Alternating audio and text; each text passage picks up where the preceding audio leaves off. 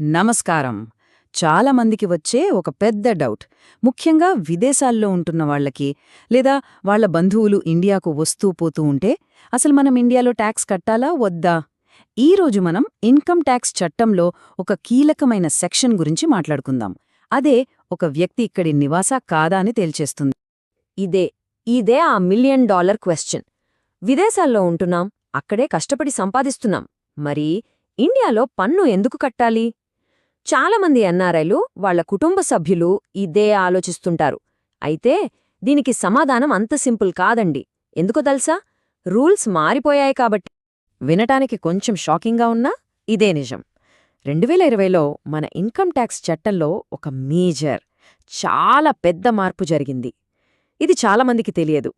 ఈ కొత్త రూల్ ప్రకారం అసలు ఈ ఏడాది ఇండియాలో అడుగు పెట్టకపోయినా సరే ఇక్కడ ట్యాక్స్ కట్టాల్సిన సిచ్యువేషన్ రావచ్చు. అవును, విన్నది కరెక్టే. ఈ కన్ఫ్యూషన్ అంతా అర్థం కావాలంటే ఓ చిన్న ఉదాహరణ చూద్దాం. మన రామయ్య గారున్నారు. వాళ్ల మేనల్లుడు ఫారిన్ నుంచొచ్చాడు. నెల రోజులైంది. ఇక్కడ్నుంచే వర్క్ ఫ్రం హోం చేస్తున్నాడు. పాపం రామయ్య గారికి టెన్షన్ మొదలైంది. అరే, వీడు ఇక్కడే ఉంటున్నాడు, అక్కడ్నుంచి జీతం వస్తోంది, మరి వీడికి ఇండియాలో ట్యాక్స్ పడుతుందా? అసలు వీణ్ణి మనోడనాలా లేక ఫారినోడనాలా అని కన్ఫ్యూజ్ అవుతున్నారు.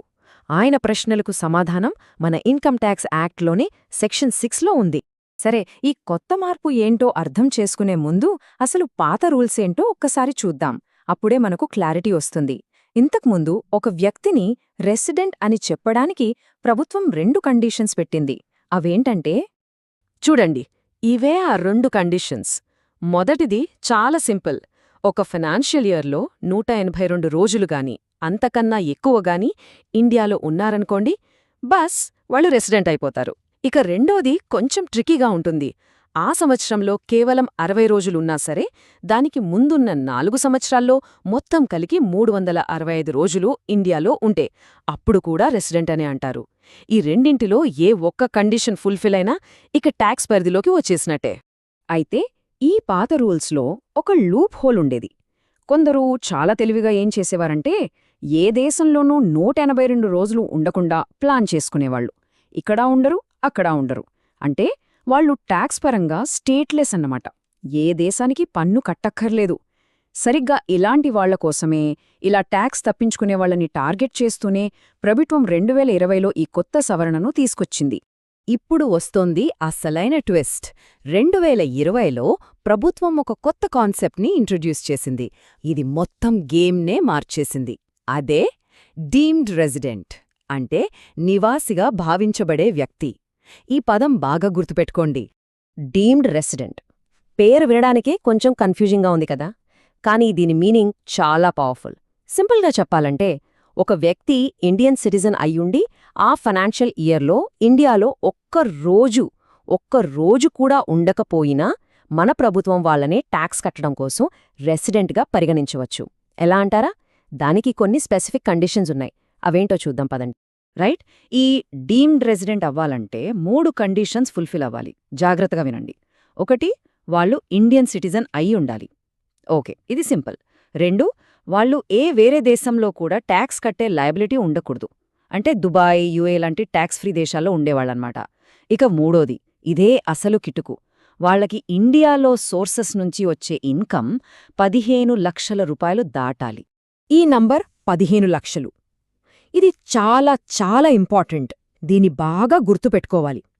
విదేశాల్లో ఉంటున్న ఇండియన్ సిటిజన్కి ఈ డీమ్డ్ రెసిడెంట్ రూల్ అప్లై అవుతుందా లేదా అని డిసైడ్ చేసే మ్యాజిక్ ఫిగర్ ఇదే.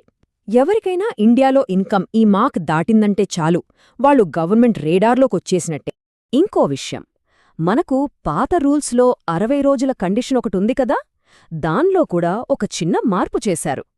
మళ్ళీ ఇక్కడ కూడా ఆ 15 లక్షల ఇన్కమ్ లింక్ వస్తుంది. ఎవరైనా ఇండియన్ సిటిజన్ లేదా పర్సన్ ఆఫ్ ఇండియన్ ఆరిజిన్ ఇండియాకు విజిట్కి వచ్చి వాళ్ల ఇండియన్ ఇన్కమ్ 15 లక్షలు దాటితే వాళ్లకి ఆ 60 రోజుల లిమిట్ని 120 రోజులకు పెంచారు. అంటే కాస్త ఎక్కువ రోజులు ఉండొచ్చు. కానీ 120 రోజులు దాటారో ఇక ఆ 2 కండీషన్ ప్రకారం రెసిడెంట్ అయిపోతారు. సో అక్కడ కూడా జాగ్రత్తగా ఉండాలి.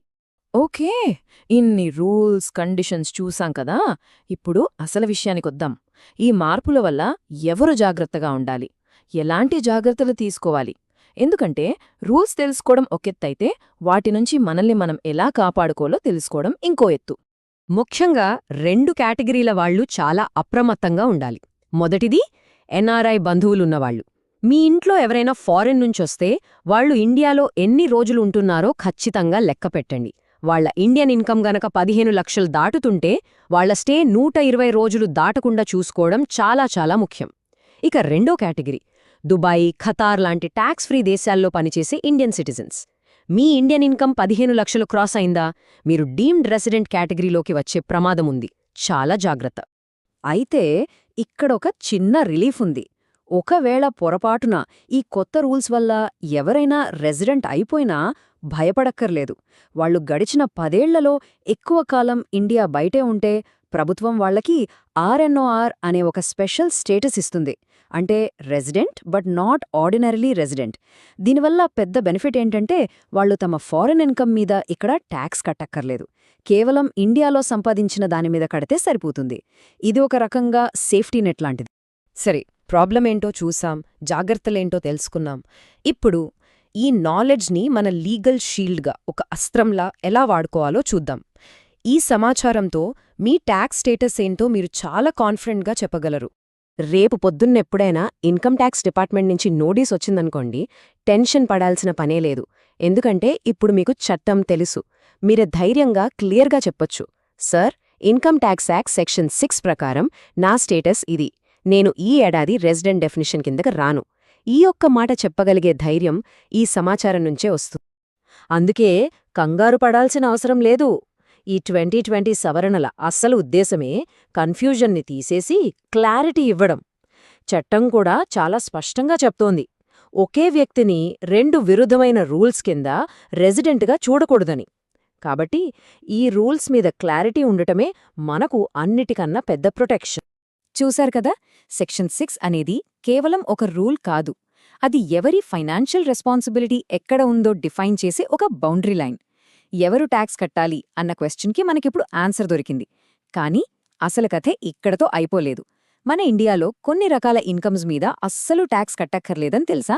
అవేంటో మనం మన నెక్స్ట్ అనాలిసిస్లో చూద్దాం.